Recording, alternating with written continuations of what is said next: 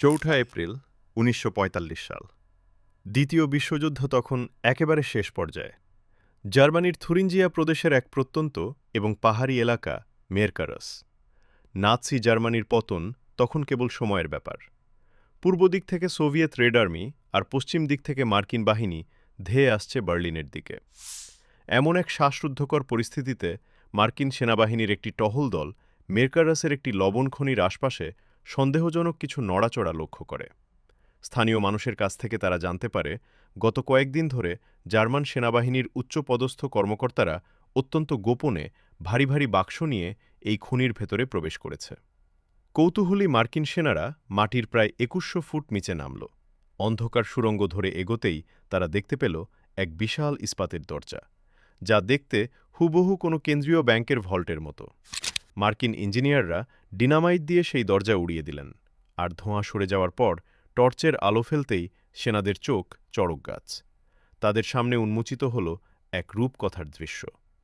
প্রায় ১৫০ ফুট লম্বা এক সুড়ঙ্গে থরে থরে সাজানো ৮,০০০-এর বেশি নিরেট সোনার বার, ৫৫টি বিশাল বাক্সে ভরা লাখ লাখ স্বর্ণমুদ্রা, আর বস্তায় বস্তায় মার্কিন ডলার ও ব্রিটিশ পাউন্ড, যার বর্তমান বাজার মূল্য কয়েক বিলিয়ন ডলার। কিন্তু প্রশ্ন হল, এই বিশাল সম্পদ কি কোনো সাধারণ সোনা ছিল? না, এটি ছিল হিটলারের পুরো ইউরোপ জুড়ে চালানো ইতিহাসের সবচেয়ে বড় ব্যাংক ডাকাতির একটি অংশ মাত্র। তাহলে বাকি সোনা কোথায় গেল? নাৎসিদের সেই রক্তের সোনা বা ব্লাড গোল্ড কি আজও কোনো রহস্যময় হ্রদের নিচে লুকিয়ে আছে? কিভাবে এই সোনার ওপর ভর করেই হাজার হাজার নাৎসি যুদ্ধাপরাধী পালিয়ে গিয়েছিল দক্ষিণ আমেরিকায়? আজ আমরা জানব সেই রোমহর্ষক আদ্যোপান্ত। ১৯২৩ সালে যখন অ্যাডলফ হিটলার জার্মানির ক্ষমতায় বসেন, তখন জার্মানির অর্থনীতি ছিল সম্পূর্ণ ধ্বংসপ্রাপ্ত। প্রথম বিশ্বযুদ্ধে হেরে যাওয়ার পর জার্মানির ওপর বিশাল জরিমানার বোঝা চাপানো হয়েছিল। পরিস্থিতি এমন ছিল যে এক টুকরো রুটি কিনতে মানুষকে ঠেলাগাড়িতে করে বস্তাভর্তি টাকা নিয়ে বাজারে যেতে হতো। কিন্তু হিটলারের স্বপ্ন ছিল বিশাল। তিনি গড়তে চাইলেন এক অপরাজেয় সামরিক পরাশক্তি। আর এই ট্যাঙ্ক, যুদ্ধবিমান এবং সাবমেরিন তৈরির জন্য জার্মানির প্রয়োজন ছিল লোহা, তেল এবং বিভিন্ন কাঁচামাল, যা সুইডেন বা পর্তুগালের মতো নিরপেক্ষ দেশগুলো থেকে আমদানি করতে হতো। কিন্তু সমস্যা হল, আন্তর্জাতিক বাজারে জার্মানির কাগজের নোটের কোনো দাম ছিল না। নিরপেক্ষ দেশগুলো পরিষ্কার জানিয়ে দিল, কাঁচামাল কিনতে হলে জার্মানিকে হয় মার্কিন ডলার দিতে হবে, নয়তো সরাসরি নিরেট সোনা দিয়ে মূল্য শোধ করতে হবে।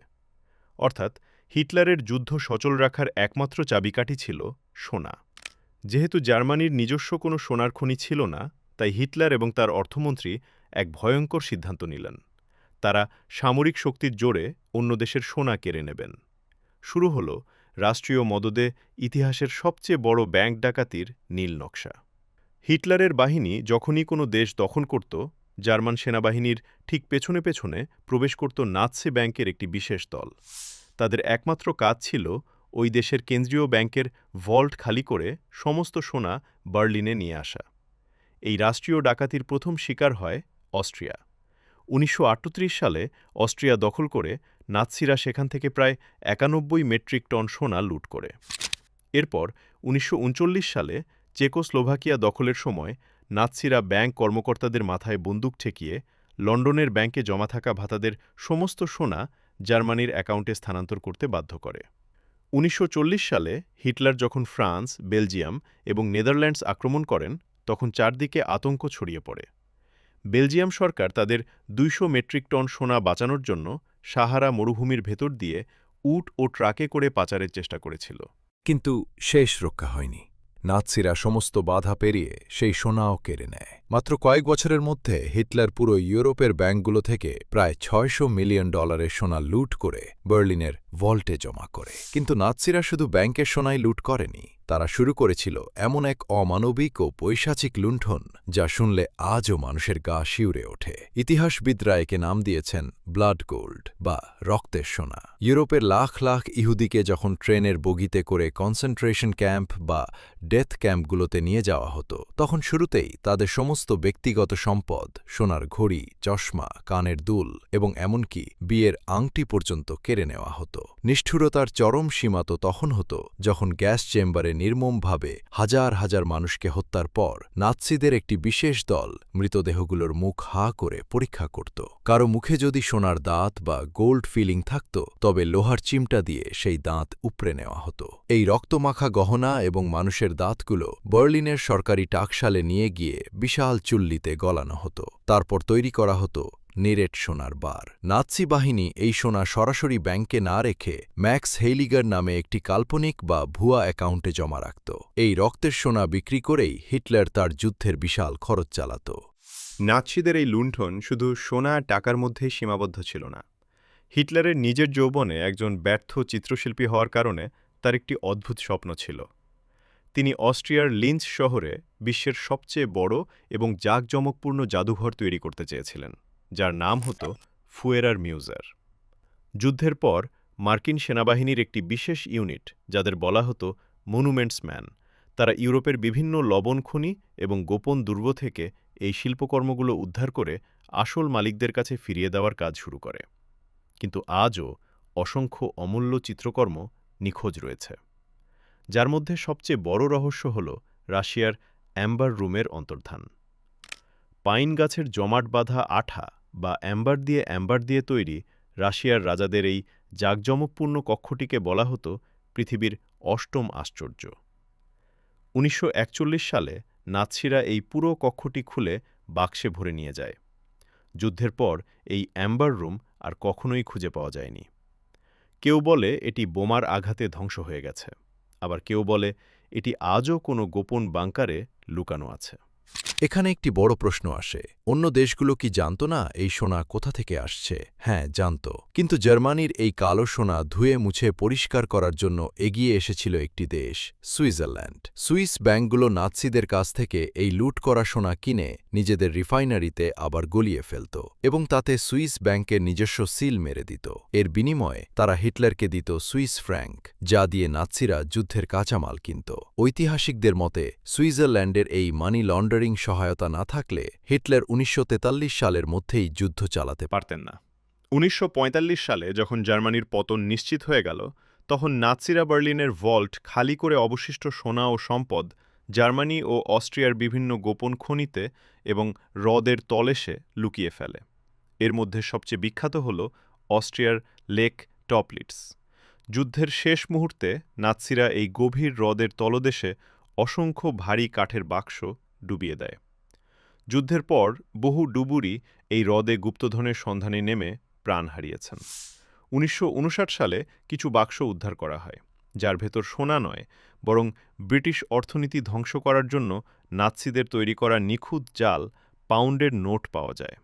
তবে অনেকেই বিশ্বাস করেন আসল সোনার বাক্সগুলো আজও হ্রদের তলদেশের কাদার নিচে চাপা পড়ে আছে। একই রকম রহস্য রয়েছে পোল্যান্ডের পাহাড়ি সুড়ঙ্গে হারিয়ে যাওয়া 300 টন সোনার নাৎসি গোল্ড ট্রেন নিয়ে। নাৎসিদের লুট করা সোনার একটি বড় অংশ উদ্ধার করা গেলেও একটি বড় অংশ চিরতরে নিখোঁজ হয়ে যায়। গোয়েন্দাদের মতে এই হারানো সোনা ব্যবহার করা হয়েছিল শীর্ষ নাৎসি যুদ্ধাপরাধীদের ইউরোপ থেকে পলানোর খরচ হিসেবে। এই রক্তের সোনা বিক্রি করেই তারা ভুয়ো পাসপোর্ট তৈরি করে সাবমেরিন ও জাহাজে চড়ে দক্ষিণ আমেরিকায়, বিশেষ করে আর্জেন্টিনায় পালিয়ে যায় এবং বিলাসবহুল জীবন কাটায়। এখানেই শেষ নয়। 1990-এর দশকের মাঝামাঝি সময়ে ওয়ার্ল্ড জিউস কংগ্রেস সুইস ব্যাংকগুলোর বিরুদ্ধে এক ঐতিহাসিক আইনি লাইতে দাবি করে। তারা শক্ত প্রমাণের ভিত্তিতে নাৎসিদের মানি লন্ডারিংয়ে সাহায্যই করেনি, বরং হিটলারের হাতে নিহত লাখ লাখ ইহুদির ব্যক্তিগত ব্যাংক অ্যাকাউন্টগুলো তারা দশকের পর দশক ধরে আত্মসাৎ করে রেখেছিল। যখন কোনো হ্যালোকাস্ট সার্ভাইভার বা তাদের বংশধর সুইস ব্যাংকে গিয়ে তাদের মৃত আত্মীয়দের জমানো টাকা দাবি করত, তখন সুইস ব্যাংকগুলো অত্যন্ত নির্লজ্জভাবে তাদের কাছে মৃত্যুর সনদ বা ডেথ সার্টিফিকেট দাবি করত। কিন্তু কনসেন্ট্রেশন ক্যাম্পের গ্যাস চেম্বারে নিহত কোনো মানুষের অফিসিয়াল ডেথ সার্টিফিকেট থাকবে কি করে? এই সুযোগে সুইস ব্যাংকগুলো সেই অ্যাকাউন্টগুলোর বিপুল অর্থ কুক্ষিগত করে রেখেছিল। পরবর্তীতে আন্তর্জাতিক প্রবল চাপ এবং মার্কিন যুক্তরাষ্ট্রের হস্তক্ষেপে 1998 সালে সুইস ব্যাংকগুলো হ্যালোকাস্টের শিকার পরিবারগুলোকে প্রায় $1.25 বিলিয়ন ক্ষতিপূরণ দিতে বাধ্য হয়। কিন্তু ক্ষতিপূরণ দেওয়া হলেও ইতিহাসের এই কলঙ্কের দাগ কি এত সহজেই মুছে ফেলা সম্ভব? দ্বিতীয় বিশ্বযুদ্ধ শেষ হওয়ার 8 দশক পার হয়ে গেলেও হিটলারের লুট করা সোনা এবং সম্পদের এই অভিশপ্ত অধ্যায় আজও শেষ হয়নি।